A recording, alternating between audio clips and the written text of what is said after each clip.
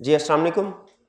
कैफ 7 आज के लेक्चर का आगाज़ करते हैं। आज हमारा थर्ड और लास्ट क्लास होगी प्रैक्टिस एंड रिवीजन सेशन कह लें इसको, जिसमें हम आर्टम 22 का पेपर डिस्कस करेंगे एक ही सिटिंग में। ठीक है। अच्छा, वैसे आपको कोई फ़ायदा हो रहा है एक सिटिंग में ये पूरा चैप्टर करना? चलिए, तो फिर अगर फ़ायदा हो रहा है ना तो आपने एक काम करना है।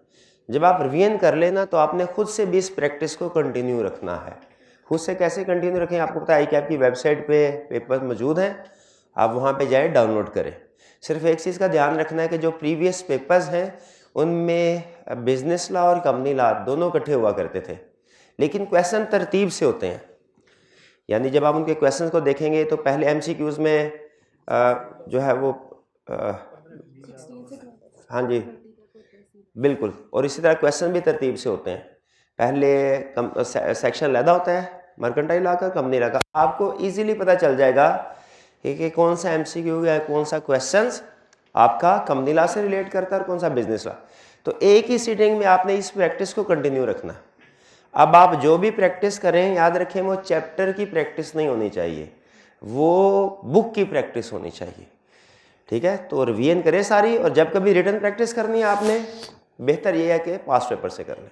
बाकी आपकी ज़ाहिर अपने भी असेसमेंट होती है, किसी टॉपिक पे आप समझते हो कि रिटन फर्दर केस स्टडीज़ करने की ज़रूरत है तो वो कर सकते हैं। लेकिन मेरी सजेशन के बाद सोल्यूशन, मार्किंग स्कीम और एग्जामिनर कमेंट्स ये ज़रूर पढ़ा करें। ख़ास तौर पे एग्जामिनर कमेंट्स बहुत काम की चीज़ है, तो जब कभी कोई रिटन केस स्टडी वगैरह करें इसके एग्जामिनर कमेंट्स भी ज़रूर पढ़ा करें। चलिए, बहरहाल अब आते हैं हम अपने डिस्कशन की तरफ। पेपर ऑलरेडी आप लोगों के साथ शेयर कर दिया गया था, आपने उसका एनालिसिस भी कर लिया होगा। ठीक है, तो डिस्कशन की तरफ चलें। चलिए, MCQs की डिस्कशन की तरफ नहीं जा रहा, उसको प्रेजेंट कैसे करना है वो हमने पहले डिस्कस कर लिया हुआ है। क्वेश्चन 2 है, ये है आर्टम 22 जो लेटेस्ट हमारा पेपर हुआ है वो। इसमें क्या कह रहा है? Requirement under the provisions of company act 2017 discuss the duties of Ubaid and Aamir in the above situation. Duties को अंडरलाइन करें और पार्टी का नाम अंडरलाइन करें। आप सम टाइम देखेंगे रिक्वायरमेंट में वो कहता है ड्यूटीज ऑफ पोजीशन, बाज़ औक़ात ड्यूटीज ऑफ नेम रिक्वायरमेंट में होता है। इवन इस पेपर में भी आगे चल के देखेंगे, कुछ रिक्वायरमेंट में कहेगा ड्यूटीज ऑफ डायरेक्टर और कुछ में कहेगा ड्यूटीज ऑफ मिस्टर ए। क्या इनमें कोई फर्क होता है? बिल्कुल फर्क होता है। ड्यूटीज ऑफ डायरेक्टर का मतलब यह है कि डायरेक्टर्स की जो भी ड्यूटी है वो बताएं, और अगर ड्यूटीज ऑफ मिस्टर ए कहता है तो इसमें हमने मिस्टर ए की पोजीशन ढूंढनी है। क्या है कि क्या मिस्टर ए सब्सक्राइबर है, क्या मिस्टर ए मेंबर है, क्या वो डायरेक्टर है, चीफ एग्जीक्यूटिव है, चेयरमैन है, कौन है, उसकी पोजीशन देखनी होती है और फिर उसके बाद हम डिसाइड करते हैं। तो यहाँ पे पहले हमें ये केस स्टडी में डिसाइड करना है कि उबैद और आमिर कौन है, इसके बाद इनकी ड्यूटीज को बताने के काबिल होंगे हम। अभी आप ये नहीं बता सकते कि डायरेक्टर में से है ये क्वेश्चन, चीफ एग्जीक्यूटिव में से है या मेंबर में से, किस चैप्टर में से, अभी नहीं बता सकते। तो ये नोट कीजिएगा, इससे फर्क पड़ता है कि वो नाम इस्तेमाल कर रहा है या कि पोजीशन वर्ड यूज कर रहा है। ठीक है, फिर state the consequences on NL and its members. NL and its member, NL क्या होगा? NL कंपनी का नाम होगा प्रोबेबली। कंपनी के ऊपर कॉन्सिक्वेंसेस बताएं और इसके मेंबर्स के ऊपर। If Ubaid and Aamir fail to fulfil their duties as discussed in a above, अगर उबैद और आमिर अपनी ड्यूटीज पूरी नहीं करते तो NL, तो हमने दो कॉन्सिक्वेंसेस बताने हैं, एक NL के ऊपर और एक उबैद और आमिर के ऊपर। स्टार्ट करें जी। कह रहे Ali, Sabra, Ubaid and Aamir were the subscribers of Nancy limited NL, और कंपनी का नाम आ गया, which was incorporated on 1st January 2020 to carry on the business of trading of leather jackets। यहां तक पढ़ के मुझे बताइए ये कंपनी लिस्टेड है, अनलिस्टेड है या कि दोनों डिस्कस करेंगे? ये तो मुझे पता चल गया प्राइवेट नहीं है, क्योंकि नाम में प्राइवेट का वर्ड नहीं है। लिस्टेड है, अनलिस्टेड, या दोनों डिस्कस करेंगे? ये अनलिस्टेड कंपनी है, ठीक है। कैसे पता चला अनलिस्टेड है? 4 सब्सक्राइबर्स है, ठीक है। लिस्टेड होती तो कम से कम 7। बहरहाल आगे चल के मजीद शायद क्लियर कर दे। इन the first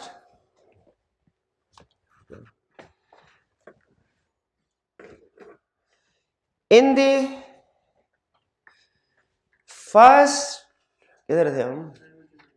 in the first annual general meeting they were elected as एनएल्स डायरेक्टर। फर्स्ट जनरल मीटिंग में उनको डायरेक्टर इलेक्ट कर दिया गया। ये तो मजीद कंफर्म हो गया, ये तो मजीद कंफर्म हो गया। वो कैसे? क्योंकि डायरेक्टर्स की तादाद भी लिस्टेड में 7 होनी चाहिए, इधर 4 है। तो क्या नंबर ऑफ मेंबर से, नंबर ऑफ डायरेक्टर से हम अंदाजा लगा सकते हैं लिस्टेड के अनलिस्टेड?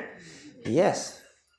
नाम से हमें पब्लिक और प्राइवेट का पता चलता है, लिस्टेड अनलिस्टेड का नाम से नहीं पता चलता। वो फिर हमें कैसे पता चलता है अगर ना बताया हो? Number of member, number of director से। याद रखिएगा, अगर नंबर ऑफ डायरेक्टर्स 5 हैं, नंबर ऑफ मेंबर्स 5 हैं, कंफर्म है अनलिस्टेड है। अगर नंबर ऑफ डायरेक्टर या नंबर ऑफ मेंबर 8 हैं, कंफर्म नहीं है, कंफर्म नहीं है। लिस्टेड भी हो सकती है, अनलिस्टेड भी हो सकती है, क्योंकि अनलिस्टेड के भी नंबर 8-10 हो सकते हैं। ये रूल ध्यान में रखिएगा कि पब्लिक और प्राइवेट तो नाम से पता चल जाता है, लिस्टेड अनलिस्टेड नहीं चलता। वो फिर किससे पता चलता है? नंबर ऑफ मेंबर्स से। शाबाश। अच्छा, वो डायरेक्टर, अच्छा वो मेंबर भी है और डायरेक्टर भी है। On 1st March 22, Ali and Sabra had a road accident and both of them died on spot. After their death, Amir and Ubaid were the only members remained in the company. Aamir और Ubaid were the only members, यही member 2 बच्चे और यही 2 directors भी बचे। तो उसका मतलब है इनकी पोजीशन 1 नहीं 2 है। मेंबर्स भी हैं, डायरेक्टर्स भी हैं, और दोनों की वायलेशन हो रही है। बताइए, क्वेश्चन की रिक्वायरमेंट को पढ़ के हमने किसको डिस्कस करना होता है? 1 को कि 2 को? दोनों को। सिर्फ मुझे एक चीज बता दें, ये हम क्वेश्चन डिस्कस कर चुके हैं, सिर्फ एक चीज बता दीजिए, कितने स्टूडेंट्स ने सिर्फ एक पोजीशन को डिस्कस किया, डायरेक्टर्स वाली को या मेंबर वाली को? दोनों को डिस्कस करना था, ठीक है, दोनों को डिस्कस करना।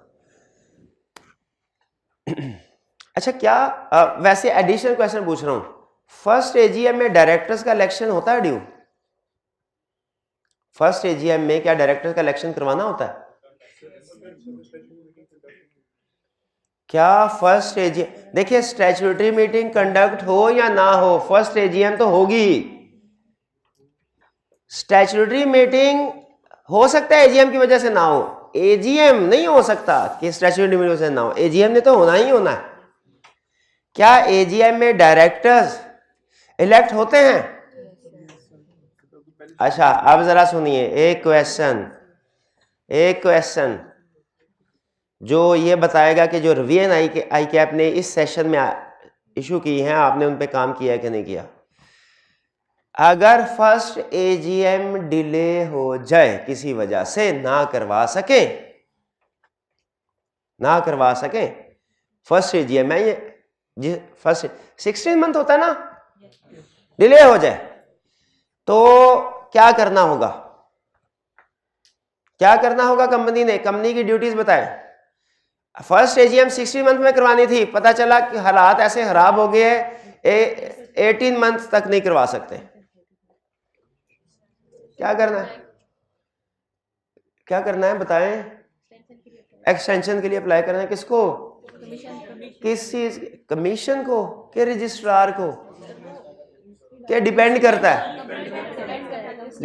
है कितने दिन के लिए? 30 दिन के लिए। अच्छा, सिर्फ एजीएम की एक्सटेंशन के लिए अप्लाई करना है कि फाइनेंशियल स्टेटमेंट की एक्सटेंशन के लिए भी? फाइनेंशियल स्टेटमेंट की भी तो रिक्वायरमेंट है, वो भी तो एजीएम में प्रेजेंट करनी होती है। अच्छा, अब बताइए क्या सिर्फ एजीएम या फाइनेंशियल स्टेटमेंट के लिए रजिस्ट्रार को अप्लाई किया जाएगा कि किसी और काम के लिए भी?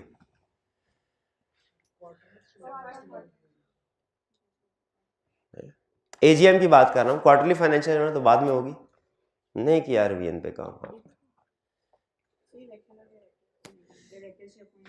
इलेक्शन ऑफ डायरेक्टर्स की भी तो नॉन कंप्लायंस हो गई।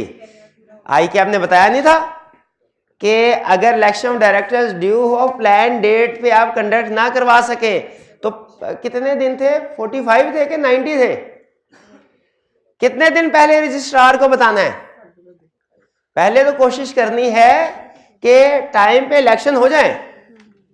टाइम पे इलेक्शन, अगर एजीएम फर्ज करें डिले भी हो गई है तो कोशिश करवा ले टाइम पे इलेक्शन हो जाए। क्या इलेक्शन अगर एजीएम डिलेड हो, एक्स्ट्राऑर्डिनरी जनरल मीटिंग में इलेक्शन करवाए जा सकते हैं? यस, करवाए जा सकते हैं। ठीक है, तो पहली तो कोशिश करें कि एजीएम डिले हो भी जाए तो कम से कम डायरेक्टर्स का इलेक्शन तो कंडक्ट हो जाए। लेकिन नहीं है, फर्ज कीजिए कर पाते वो, तो क्या करना है फिर? रजिस्ट्रार को इन्फॉर्म करना है 45 दिन पहले, कम से कम 45 दिन पहले। का मतलब क्या है? अगर फर्स्ट एजीएम हो रही थी 31 दिसंबर को, तो कब इन्फॉर्म करना है? वो 16 नवंबर के बाद या 16 नवंबर या उससे पहले? पहले पहले। एक्सटेंशन कितने डेज की मिलेगी? 90 डेज तक। यही बताया ना रिवीजन में। दो अहम कंसेप्ट थे, एक चीफ एग्जेक्टिव वाला, एक डायरेक्टर वाला। चीफ एग्जेक्टिव वाला कल बताया था, कल बताया था ना।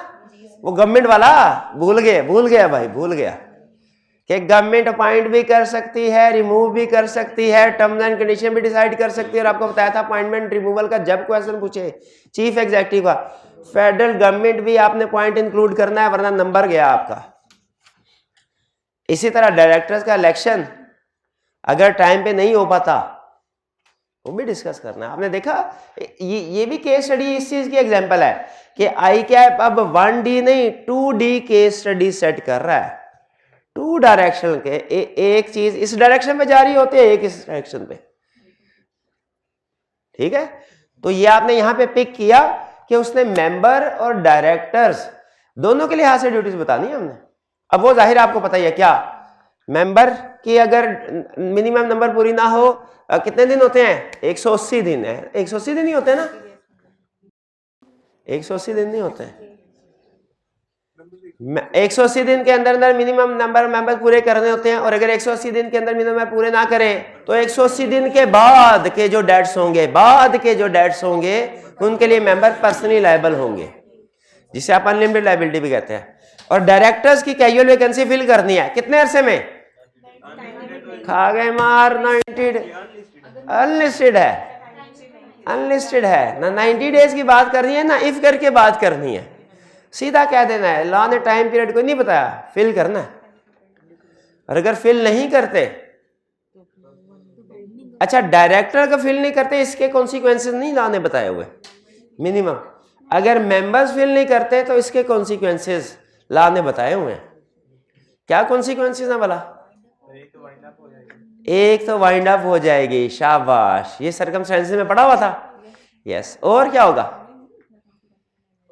कॉन्सिक्वेंसेस में वाइंड अप लिखना है। ये कॉन्सिक्वेंस है। पर्सनली लायबल वाला भी कॉन्सिक्वेंस है। पर्सनली लायबल वाला कॉन्सिक्वेंस था उबैद एंड आमिर के लिए। वाइंडिंग अप वाला कॉन्सिक्वेंसेस है एनएल के। अब समझ आया उसने एनएल और उबैद एंड आमिर दोनों क्यों पूछे? आप तो सरसरी निकल जाते हैं, क्या फर्क पड़ता है? डायरेक्टर का लफ्ज़ इस्तेमाल किया कि नाम लिख दिया, क्या एक ही बात है। तो आपने सोचना है, मल्टीपल चीजें भी हो सकती है। इसलिए मैं कहता हूँ रिक्वायरमेंट को पढ़ना सीखें। रिक्वायरमेंट को पढ़ना सीख लिया, पेपर पार है। अगर लेक्चर लिए आपने पढ़ा हुआ है, इंशाल्लाह pass. Question 3, under the provisions of companies are briefly explain. अच्छा ये तो ठीक है, 2 2 4 नंबर। क्वार्टरली फाइनेंशियल स्टेटमेंट की बात कर रहा है। अच्छा इसमें मुझे बताइए, क्वार्टरली फाइनेंशियल स्टेटमेंट की जब बात करें वो एक होती है कि 3 होती हैं? कितने स्टूडेंट्स ने इसको सिर्फ एक के तौर पे ट्रीट किया? उसने पूछा time frame with which quarterly financial statement should be prepared and requirement for its review. 2 चीजें पूछी है। टाइम फ्रेम पूछा है, रिव्यू की रिक्वायरमेंट पूछी है। टाइम फ्रेम क्या है? हाँ, कितने स्टूडेंट ने ए करके बताया? 1 मंथ, 1 मंथ है। अच्छा मुझे सिर्फ इतना बता दे, 1 मंथ है टाइम पीरियड या 30 डेज है? शाबाश जी। 1 मंथ में 31 और 28। हाँ जी, 1 मंथ में 31 डेज भी हो सकते हैं, 28 डेज भी। इसलिए लाने जहां पे मंथ, मंथ का मतलब मंथ, डेज का मतलब days. 30 days. Second quarterly financial statement 60 days. Third 30 days. और रिक्वायरमेंट फॉर रिव्यू क्या है? Second quarterly financial statement review करवानी है। अच्छा मुझे ये बताइए, रिक्वायरमेंट फॉर इट्स रिव्यू उसने कहा है, क्या ये भी बताना चाहिए कि रिव्यू कौन करेगा और कैसे करेगा? किताब में उसने बताया हुआ है कौन करेगा। ऑडिटर का लफ्ज यूज किया है कि चार्टर्ड अकाउंटेंट का? स्टैट्यूटरी ऑडिटर का वर्ड यूज किया है। अच्छा, लिमिटेड स्कोप रिव्यू, आगे भी चले। शाबाश, terms and condition, I cap determine करेगा और अप्रूव करेगा कमीशन। वो बातें मेरा ख्याल है यहाँ पे नहीं लिखेंगे, हालांकि रिक्वायरमेंट ओपन है लेकिन मार्क्स दो हैं, ऐसे ना करें। 2 नंबर के साथ हमने उसे टाइम फ्रेम भी बता दिया और रिव्यू में भी सारी कहानी। टाइम फ्रेम के आगे 3 पॉइंट्स थे, रिव्यू के आगे तो 2 नंबर के साथ तो इतना ही। होता है ना, हमारे सीनियर मैनेजर कहा करते हैं, जितनी तनख्वाह उतना काम, जितनी तनख्वाह उतना काम। तो जो 2000 की तनख्वाह उसमें उतना ही काम करेंगे। ज्यादा करना चाहे रोक टोक कोई नहीं है, करना चाहे कर सकते हैं, रोक टोक कोई नहीं। और रिक्वायरमेंट भी ओपन है। उसने कहा रिक्वायरमेंट फॉर रिव्यू, तो उसका मतलब स्पेसिफाई नहीं किया रिव्यू को, कोई भी लिख, सारी कवर हो सकती है, लेकिन मार्क्स देखना है। ठीक है जी, आगे चलते हैं। B, requirement for approval and authentication. अच्छा, अप्रूवल और ऑथेंटिकेशन दोनों अलग-अलग कंसेप्ट है कि एक ही है? अप्रूवल, हाँ शाबाश, अप्रूवल बोर्ड ऑफ डायरेक्टर्स करता है, और ऑथेंटिकेट या साइन कौन करता है? CEO, CFO, sorry CEO, at least 1 director, और इफ लिस्टेड कंपनी है, इफ करेंगे नहीं करेंगे, ये कंफर्म है लिस्टेड कंपनी है, कंफर्म। ऊपर उसने लिख दिया listed company. Quarterly financial statement होती है लिस्टेड कंपनी की, अनलिस्टेड की थोड़ी होती है। अच्छा, इसमें वो बात भूल गए, वो वाली बात, सीईओ पाकिस्तान में नहीं है, शाबाश, वो वाली बात।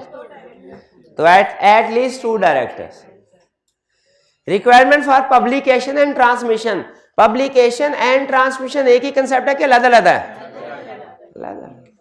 पब्लिकेशन का मतलब है कि पब्लिश वेबसाइट पे, मेंबर्स के लिए, फॉर मेंबर्स वेबसाइट पे पब्लिश करना। हाँ शाबाश, और अगर मेंबर कहे तो विदाउट फी फिजिकल भी भेज दो। ठीक है, और ट्रांसमिशन का रूल क्या है? इलेक्ट्रॉनिकली 3 अथॉरिटी जिनको एनुअल करते थे उनको भी, वो थी कमीशन, वो थी रजिस्ट्रार, वो थी स्टॉक एक्सचेंज। और वेबसाइट पे अपलोड करना है, वेबसाइट पे अपलोड। ये तो मैं पूछ ही नहीं रहा, मेरे जहन में क्वेश्चन तो अभी जो पूछना है वो भी जहन में है। हाँ, पब्लिश वेबसाइट पे क्वार्टरली फाइनेंशियल स्टेटमेंट अपलोड करनी है, एग्रीड। किस एक था प्रोस्पेक्टस में ये कंसेप्ट कि वेबसाइट पे अपलोड करना, और उसमें उसने बताया था कब तक अवेलेबल रखना है, वो क्लोजिंग और सबसे। ये क्वार्टरली फाइनेंशियल स्टेटमेंट कब तक रखनी? प्रेस्क्राइब्ड बाय कमीशन, शाबाश, जितना कमीशन कहे। क्लियर? आगे क्वेश्चन 4। क्वेश्चन 4, अच्छा क्वेश्चन 4 अच्छा क्वेश्चन था, क्वेश्चन 4 अच्छा क्वेश्चन। अब ये फिर 2D की स्टडी आ गई। 2D ये पढ़ तो लिया आपने, मुझे दोबारा पढ़ने की जरूरत तो नहीं है। क्या इसके फैक्ट समराइज, इसमें बेसिकली ये 5 शेयर होल्डर्स हैं और उनकी ये शेयर होल्डिंग है। इसमें कहता है कि पेड अप कैपिटल है 2 लाख का, वो टोटल 2 लाख बन जाता है। डायरेक्टर ने एक्स्ट्राऑर्डिनरी मीटिंग कॉल की, कर सकते हैं 10 सितंबर को 10 बजे to approve resolution to wind up KL, special resolution, sorry resolution to wind up के, उसको वाइंड अप करना है, स्पेशल बिजनेस है। KL wind up, company wind up हो सकती है रेजोल्यूशन के जरिए से। कौन सी रेजोल्यूशन चाहिए, ऑर्डिनरी की स्पेशल? आ गए मार, नहीं अभी पूरी तरह तैयार नहीं है आप। इट डिपेंड्स, अगर स्पेसिफाइड टाइम पीरियड या प्रोजेक्ट के लिए कंपनी बनाई गई थी तो फिर ऑर्डिनरी रेजोल्यूशन के लिए, वरना स्पेशल रेजोल्यूशन के लिए, वरना स्पेशल नहीं। ऐसे नहीं था कंसेप्ट, ऐसे ही था ना वो कह रहे। और फिर इसके बाद इसने वाइंडिंग अप को भी टेस्ट किया है, इसमें उसने कोरम को भी टेस्ट किया है, इसमें उसने प्रॉक्सी को भी। 3D केस स्टडी है, 3D। 2D से आपके जहन में आया था ना कि 2D हो सकती है तो 3D भी तो हो सकती है कोई। 3D केस स्टडी आ गई, क्यों? इसमें वो 3 डायरेक्शंस की तरफ निकला, एक वाइंडिंग अप, दूसरा कोरम, तीसरा प्रॉक्सी। अच्छा बताइए ये कंपनी कौन सी है? कैसे पता चला अनलिस्टेड? 5 मेंबर्स हैं, ठीक है, इससे पता चला अनलिस्टेड है। ठीक है जी, तो वो कह रहा है Anas, Dilawar, Isa would not be able to attend EOGM। Anas, Dilawar और ईसा, इनके साथ तो हल्का हल्का क्रॉस लगा ले कि ये मीटिंग में नहीं आएंगे। However, on 8 September 2022 11 AM, Isa has deposited a proxy with KL's company secretary in favor of Babar. ईसा, अच्छा अब ईसा ने बाबर को प्रॉक्सी पॉइंट कर दिया, तो इधर से ईसा को लिख दें ऐसे कोई एरो शेरो बना के, पता चल जाए इसने बाबर को प्रॉक्सी पॉइंट कर दिया। ये हाँ, ये एरो बना के ना उसको क्रॉस कर दें एरो को। क्यों वैलिड नहीं? प्रॉक्सी क्यों वैलिड नहीं है? इसे चाहिए था 8 सितंबर को 10 बजे से पहले पहले। ये तो 47। मैंने जब, अच्छा देखें, मानने में कोई इंसान गलती करके सीखता है। मैंने जब पहली दफा ये केस स्टडी की तो प्रॉक्सी वाला पॉइंट मेरे ज़हन से निकल गया। मैं कोरम के ऊपर गौर कर रहा था, ठीक है, वाइंडिंग अप के ऊपर गौर कर रहा था। प्रॉक्सी का सिंपल पॉइंट, हालांकि वाइंडिंग अप से ज्यादा आसान है प्रॉक्सी, वो मेरे ज़हन में नहीं आया। तो इसका मतलब ये है एग्जाम में हमने मुश्किल चीज़ों के ऊपर फोकस करते हुए इजी चीज़ों को नहीं भूल जाना, पहले इजी मार्क्स पिक कर लेने। चले, ये इसका मतलब ये फारक, प्रॉक्सी फारक हो गया, इनवैलिड हो गया। Isa and Babar would cast vote against resolution. अब इसका मतलब है मीटिंग में कौन आएंगे? बाबर और फिजा, बाकी तीनों फारक, ठीक है। अनस ना खुद आया ना प्रॉक्सी, दिलावर भी ना खुद आया ना प्रॉक्सी। ईसा ने प्रॉक्सी फाइल की थी लेकिन गलत प्रॉक्सी थी। बाकी अब सारी की सारी गेम 2 लोगों पे डिपेंड करती है, किन पे? बाबर और फिजा पे, ये जहन में रखिएगा। अच्छा दूसरी चीज आगे, क्या कोरम पूरा हो गया? हाँ, 2 मेंबर्स हैविंग 25% वोटिंग। इसमें भी फिर मैं मार खा गया था जब मैंने पहली दफा ये केस स्टडी सॉल्व की। मैं unless articles require larger number, ये लिखना भूल गया। आप में से कितने स्टूडेंट्स ये लिखना भूल गए? अनलेस आर्टिकल जेन में नहीं आया ना? हाँ, अब देखिए, लेकिन हालांकि था, तो आपने ये भी मेंशन करना है। फॉर्मेलिटी होती है, आधा नंबर है इसका, लेकिन नंबर फिर तो कोरम पूरा होता है जी, कोरम तो क्लियर हो गया। अब रेजोल्यूशन की तरफ आए। क्या ऑर्डिनरी रेजोल्यूशन पास हो सकती है, स्पेशल रेजोल्यूशन पास हो सकती है? मेरा तो ख्याल है कोई भी नहीं हो सकती। पूछे क्यों? क्योंकि ऑर्डिनरी रेजोल्यूशन के लिए 50% से ज्यादा सिंपल मेजॉरिटी चाहिए होती है, स्पेशल के लिए 3/4, टोटल है 2 लाख। बाबर और फिजा मिला के 90,000 बना रहे हैं, 90,000 बना रहे हैं। तो ये तो 90,000 2 लाख ना सिंपल मेजोरिटी बनती है ना स्पेशल। इसका मतलब क्या है, मैंने कौन सी डेफिनेशन याद नहीं की हुई? ऑर्डिनरी रेजोल्यूशन की भी डेफिनेशन याद नहीं की, स्पेशल की भी नहीं की, क्योंकि दोनों डेफिनेशन में क्लियरली लिखा है कि प्रेजेंट का सिंपल मेजॉरिटी, प्रेजेंट का आपने 3/4 मेजॉरिटी कैलकुलेट करनी है। और इसमें प्रॉक्सी भी शामिल कर लो, प्रॉक्सी भी शामिल कर लो। नहीं, वो डेफिनेशन में लिखा हुआ, यहां पे इनवैलिड है, यहां पे इग्नोर मारेंगे इसको। चले अब बताइए, क्या ऑर्डिनरी रेजोल्यूशन पास हो सकती है? वो भी हो सकती है, डिपेंड करता है। अब क्या कह रहा है? कह रहा है ईसा और बाबर ने रेजोल्यूशन के अगेंस्ट, यानी ईसा और बाबर ये चाहते हैं, अब बाबर कौन निकल गया? ईसा तो निकल गया। बाबर ये चाहता है कंपनी चले, फिजा ये चाहती होगी कि कंपनी बंद हो जाए, वाइंड अप हो जाए।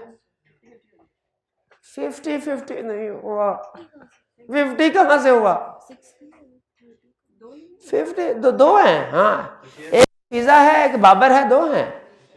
50-50 कैसे हुआ? कौन सी साइंस लगाई है आपने 50-50 में? क्या आपने ये अज्यूम किया है ये कंपनी लिमिटेड बाय गारंटी है? यही कंपनी लिमिटेड बाय गारंटी में सबका एक वोट होता है।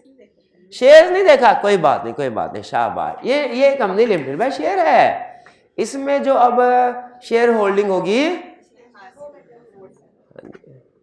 उसने नहीं बताया। अगर वो क्लियरली बताता ना शो ऑफ हैंड है, तो फिर हम कहते एक एक वोट।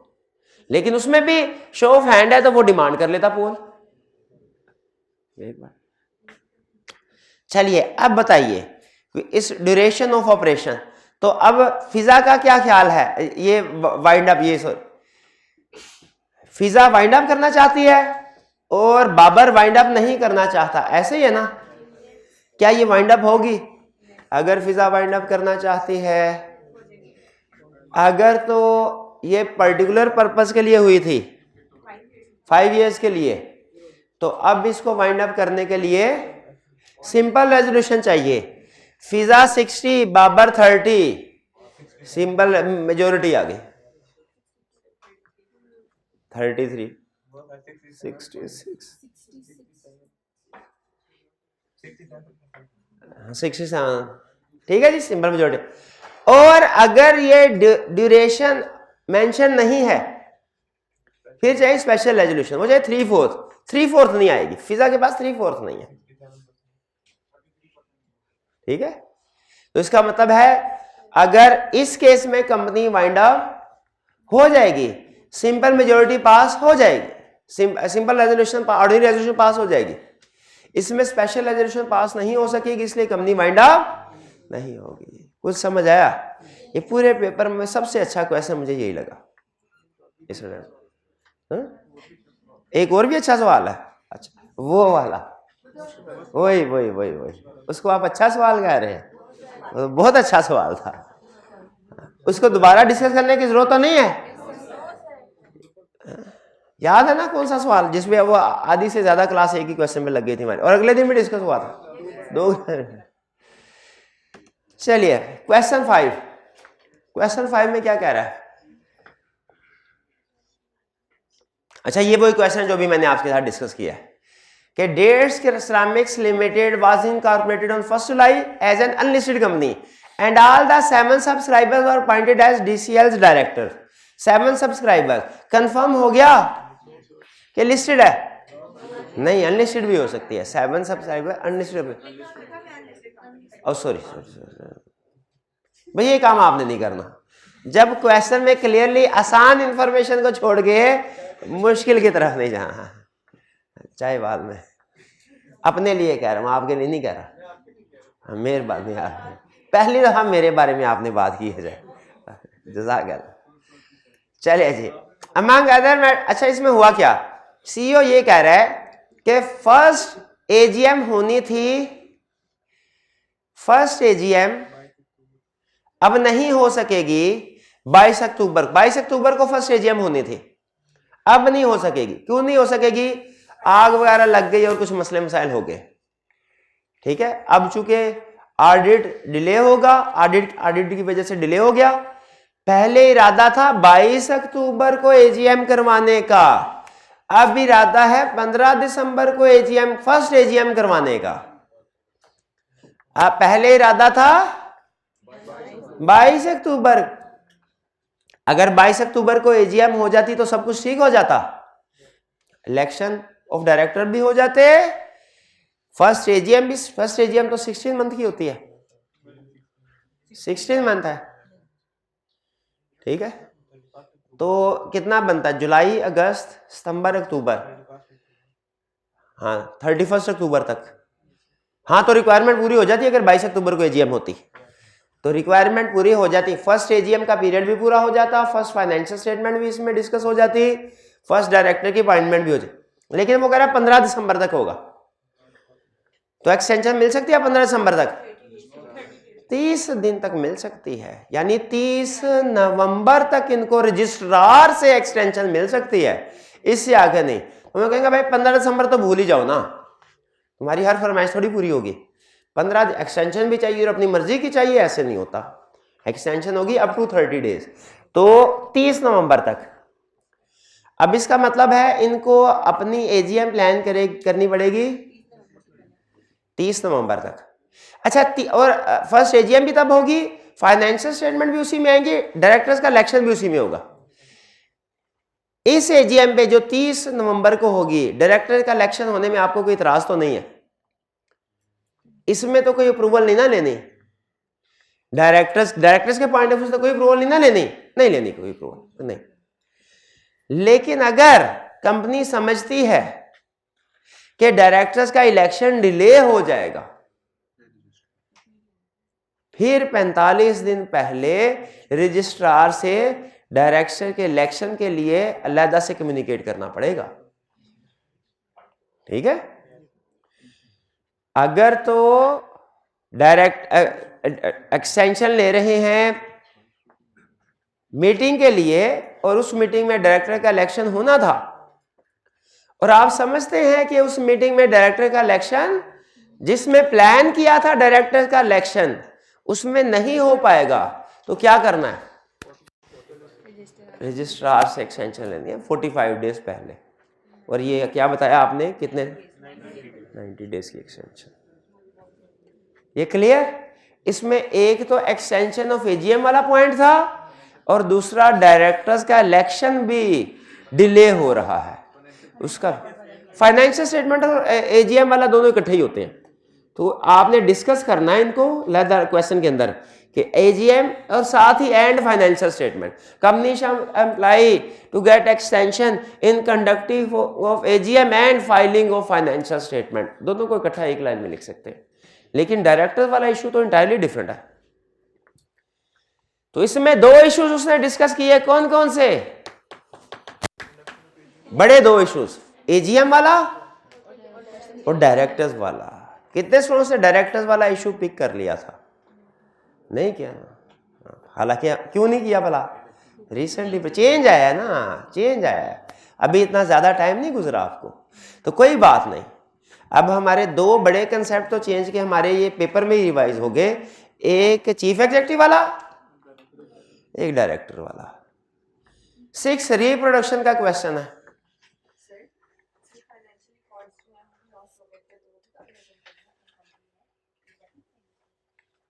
फाइनेंशियल रिकॉर्ड, हाँ जी, तो हाँ तो प्रॉपर बुक्स ऑफ अकाउंट्स वाली बात लिख सकते हैं, हाँ बिल्कुल वो लिख सकते हैं, शाबाश। इसमें प्रॉपर वो बुक्स ऑफ अकाउंट्स भी मेंटेन करने होते हैं ना 10 साल तक, तो उसकी भी वायलेशन हो गई, वो भी लिख सकते हैं, ठीक है, वो भी पॉइंट लिख सकते हैं कि proper books of accounts destroy हो गए, रिस्टोर हो गए, कर लिया रिस्टोर, उन्होंने लिखा तो हुआ, कहाँ लिखा हुआ भाई रिस्टोर वाली बात, ये दे विल कर लेंगे, एक हफ्ता और, वो कह रहे सब मुझे एक हफ्ता दे दे हम रिस्टोर कर लेंगे, तो बुक्स ऑफ अकाउंट्स वाली बात अब नहीं करनी क्योंकि हो जाएंगे। 6 can explain purpose of closure of register of members of company, also state matter while issuing a notice to members intimating about closure of register। closure of register कर सकते हैं, क्या रिक्वायरमेंट्स थी, ये तो रिप्रोडक्शन का क्वेश्चन है। 7 दिन पहले नोटिस। क्लोजर की क्या रिक्वायरमेंट, वो तो नोटिस की रिक्वायरमेंट है 7 दिन। क्लोजर की पूरे साल में 30 दिन और एक्सटेंशन मिल सकती है 15 दिन के लिए, ठीक है। और जब कभी बुक क्लोजर करना है 7 दिन पहले नोटिस भेजना है। 7 8 सर्कमस्टेंसेस बताया जिनमें company by court wind up. ये तो लिस्ट है, रटल सही लुकाया होगा। ये भी डिविडेंड मेरी, इसमें पेइंग एजेंट की डेफिनेशन वो मैंने आपको लगा पेज शेयर करना है व्हाट्सएप पे, बाकी तो हमने डिस्कस कर लिया। प्रोसीडिंग इसमें तो कोई प्रॉब्लम नहीं हुई होगी। Discuss of reviews relating to proceedings of the meeting of, हाँ ये प्रोसीडिंग्स कह रहा है किस मीटिंग की, बोर्ड ऑफ डायरेक्टर्स की, क्या जनरल मीटिंग की भी। क्वेश्चन को पढ़ के मुझे बताइए डायरेक्टर्स की मीटिंग का कौन सा कंसर्ट पूछ रहा है। डायरेक्टर्स की मीटिंग का,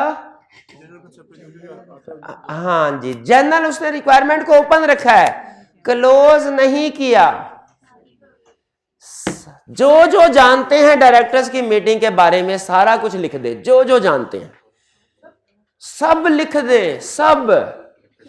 फ्रीक्वेंसी ऑफ मीटिंग भी लिख दे, कोरम भी लिख दे, मिनट्स ऑफ बोर्ड मीटिंग भी लिख दे,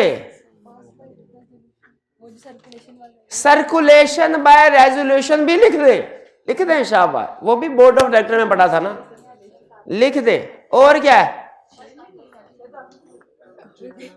नहीं वैसे और कोई कंसेप्ट है तो काफी क्वेश्चन के लिहाज से, क्या कोई और कंसेप्ट है डायरेक्टर्स की मीटिंग का। मिनट्स भिजवाने हैं, मिनट्स को ऑथेंटिकेट को, मीटिंग के बाद भी तो बताओ, चेयरमैन थंडी वो भी लिख दे। और क्या कोई रह गया कंसेप्ट, कोई रह तो नहीं गया, चल बस ठीक है। क्वेश्चन 9, ये क्वेश्चन इसको तो हम बिल्कुल भी डिस्कस नहीं कर रहे, क्यों, दो दफा, एक दफा हल्की आंच पे और एक दफा तेज आंच पे, दोनों दफा डिस्कस कर चुके। हाँ जी अब ये घर जाके आपने एक दफा इसको फिर चेक कर। अच्छा एक बात मैं बताऊं आपको, इस केस की वजह से मुझे जाती तौर पे फील हुआ और बहुत सी केस स्टडी आसान हो गई। इतनी मुश्किल के 3-4 तरीकों से तो उसने सोचवाया था, तो उसके बाद बाकी जो सिंपल बाकी की सारी केस स्टडी आसान हो गई। इसके बाद फौरन पता चल रहा था ये एसोसिएटेड है, ये रिलेटेड पार्टी है, ये होल्डिंग सब्सिडरी है। तो ये केस स्टडी आप दोबारा जरूर कीजिएगा खुद से एक दफा। अब चेरी, अच्छा इस में यहां तक कोई प्रॉब्लम ही नहीं थी, कोई सीला का इशू राइज ही नहीं हो रहा था। सीला का इशू राइज कहाँ हुआ, spouse of Aslam holds 5% shares in TL, इसीलिए अच्छा उसकी मेहरबानी कि उसने ये अहम इंफॉर्मेशन अलहदा से हाईलाइट करके दे दी है, वरना वो ये इंफॉर्मेशन है इस पैराग्राफ के अंदर ही कहीं ना मिक्स करके दे देता है। ये उसने एम्फसाइज करने का तरीका है, सेपरेट स्टेटमेंट देना इंफॉर्मेशन को एम्फसाइज करने का एक तरीका है।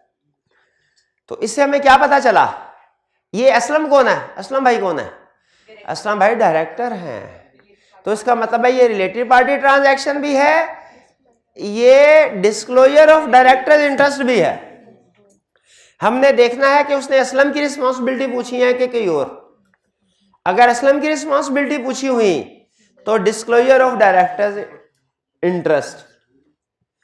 कह रहे under the provisions of company act 17 advice on the enforceability of contract entered into between CL and TL and the consequences which may rise due to non compliance. हाँ कॉन्ट्रैक्ट के बारे में पूछ रहा है, असलम के बारे में नहीं पूछ रहा। इसमें वैसे अगर आप चाहें तो आप दोनों केसेस डिस्कस कर सकते हैं, दोनों केसेस डिस्कस। आपको ज्यादा कौन सा केस लग रहा है, ये रिलेटेड पार्टी ट्रांजैक्शन का ज्यादा लग रहा है केस है या कि डिस्क्लोजर ऑफ डायरेक्टर्स इंटरेस्ट का? हाँ ये मुझे पर्सनली ये रिलेटेड पार्टी ट्रांजैक्शन, क्योंकि कॉन्ट्रैक्ट के पॉइंट ऑफ व्यू से पूछ रहा है और कॉन्सिक्वेंसेस जो कॉन्ट्रैक्ट पे होंगे ये तो डिस्कस ही उसने रिलेटेड पार्टी वाले कंसर्न में किए हैं। तो क्या चाहिए होता है इसके लिए रिलेटेड, ये इसके लिए रिलेटेड पार्टी ट्रांजैक्शन के लिए in accordance with policy approved by board होगा, डायरेक्टर रिपोर्ट में लिखेंगे इसके बारे में। क्या ये कॉन्ट्रैक्ट वैलिड है? हाँ, अगर डायरेक्टर अप्रूव कर दे तो वैलिड है, और अगर नॉन कंप्लायंस होती है तो उसके कॉन्सिक्वेंसेस क्या होंगे? अगर डायरेक्टर्स की अप्रूवल के बगैर हुआ और विद इन 90 डेज तो दो काम, कॉन्ट्रैक्ट वाइडेबल होगा at the option of directors, concern director इंडेमनिफाई करेगा। ये क्लियर क्वेश्चन? ठीक है, इसमें आप इंटरेस्ट डिस्क्लोजर ऑफ इंटरेस्ट की तरफ भी लेकिन याद रखिए अगर उस तरफ जाते हैं तो फिर भी आपने दोनों डिस्कस करने हैं, रिलेटेड पार्टी को नहीं छोड़ना। और डिस्क्लोजर ऑफ डायरेक्टर इंटरेस्ट में भी वो सारी बातें ना लिख दीजिएगा, वो एक्सेप्शंस भी, वो डिस्क्लोजर कैसे देना है, सिंपल सिर्फ उसको ये बता दें कि हमें पता है इसमें डिस्क्लोजर ऑफ डायरेक्टर इंटरेस्ट का भी कंसेप्ट आता है, और इसमें असलम डिस्क्लोज करेगा प्रायर टू कॉन्ट्रैक्ट।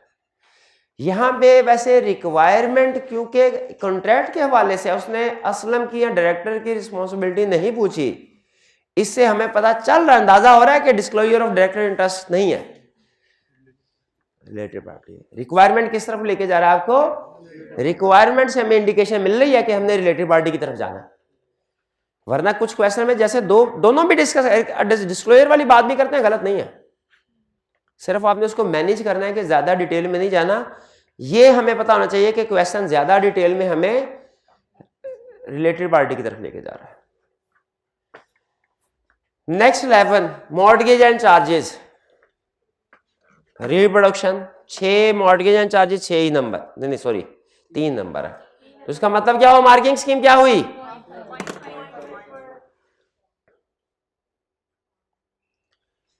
फिर इसके बाद बी, इसमें क्या हुआ जी? लॉन्ग टर्म लोन लिया है तो करवाओ रजिस्टर। लेकिन मसला क्या है? कहता है रजिस्टर तो करवा ले, मसला है, क्या मसला है कि प्रॉपर्टी कोयटा में है, ये तो ठीक हो गया, और एक प्रॉपर्टी लंदन में है, ये प्रॉपर्टी आउटसाइड पाकिस्तान वाला कंसेप्ट आ गया, प्रॉपर्टी तो इससे बाप ने ये नहीं असेसमेंट करनी कि इस दफा आ गया, पिछली दफा आ गया, इस दफा नहीं आएगा, नहीं, वो एमसीक्यू में दे सकता है, बड़ा क्वेश्चन शायद नहीं आएगा, लेकिन एमसीक्यू में एक कंसेप्ट टेस्ट कर सकता है। प्रॉपर्टी आउटसाइड पाकिस्तान वाला कंसेप्ट हमने पढ़ा हुआ ना, शाबाश। तो ड्यूटीज क्या है ओएल की? Above mortgage. अब देखिए ये वाला अलहदा बता देंगे, ये वाला अलहदा, तो इसमें कितने अरसे में करना चाहिए? जो कोयटा वाली प्रॉपर्टी है with in 30 days of creation, और जो यूके वाली है उसके 30 डेज तब गिने जब डॉक्यूमेंट्स नॉर्मली यूके से पाकिस्तान आ जाती है। Requirement let inspection of register of mortgage and charges, member of creditor और अदर विद पेमेंट। क्लियर जी? चलिए कोई क्वेश्चन पूछना चाहते हो तो पूछ लें। ये हमारी डिस्कशन हुई यहाँ पे इस अटेम्प्ट की कंप्लीट, और इसके साथ ही जो हमारा टारगेट था। अब मुझे ये बताइए क्या मैंने आपको कंसेप्ट सारे पढ़ा दिए? ठीक है, आपको कैसे पता चला? बड़ा वो तो बुक में वो हमारे हमने ही लिखी है, हो सकता है मैंने मुश्किल वाले सारे कंसेप्ट छोड़ दिए हों और आसान वाले सारे बुक में, ये भी तो हो सकता है। कैसे पता चला आपको? हाँ, ये चीज ये सुनना चाह रहा था। पास पेपर्स किए, बताइए पास पेपर में कोई भी ऐसा कंसेप्ट 1 नंबर का भी ऐसा है जो हमने क्लास में डिस्कस ना किया हो? अगर है तो उसका मतलब है मैंने आपको पूरा सिलेबस कवर नहीं करवाया। लेकिन अगर सारे क्वेश्चन कंसेप्ट्स आपको समझ आ रहे हैं कि किस चैप्टर में थे, क्या पूछ रहा है, याद नहीं आ रहे, समझ में आ रहे हैं, याद नहीं आ रहे, वो फिर मेरा नहीं, वो आपका कसूर है। ठीक है, तो क्या हमने सफिशिएंट केस स्टडीज की पास पेपर की प्रैक्टिस की है? आप समझते हैं कि ये प्रैक्टिस के यहाँ आप समझते हैं आइंदा आने वाले जो स्टूडेंट्स हैं उनके लिए प्रैक्टिस ज्यादा होनी चाहिए, कम होनी चाहिए, कितनी काफी है? कितने स्टूडेंट का ख्याल है प्रैक्टिस ज्यादा होनी चाहिए नेक्स्ट सेशन में आने वालों के लिए? कितनों का ख्याल है कम होनी चाहिए? कम होनी चाहिए। कितनों का ख्याल है इतनी ठीक है? इतनी ठीक है, इतनी आंच ठीक है। चलिए बट ठीक है। चलिए हाँ, रिवीजन प्लान आपके साथ इंशाल्लाह कल मैं शेयर कर दूंगा। कल आपको व्हाट्सएप पे PDF फॉर्म में रिवीजन प्लान मिल जाएगा। और इसके अलावा अगर आपने कोई क्वेश्चन पूछने आना हो तो नेक्स्ट वीक में डेली बेसिस पे कॉलेज में मैं अवेलेबल हूँ, ठीक है, आप आके पूछ सकते हैं। और उसके बाद फिर जब मॉक होगा तो मैं आपको व्हाट्सएप के ज़रिए कम्युनिकेट कर दूंगा कि उसकी डिस्कशन कब करनी है हमने। बल्कि मेरी कोशिश होगी वैसे जिस दिन आप मॉक के लिए आएँ उसी दिन ही डिस्कशन हो जाए। तो आप सारे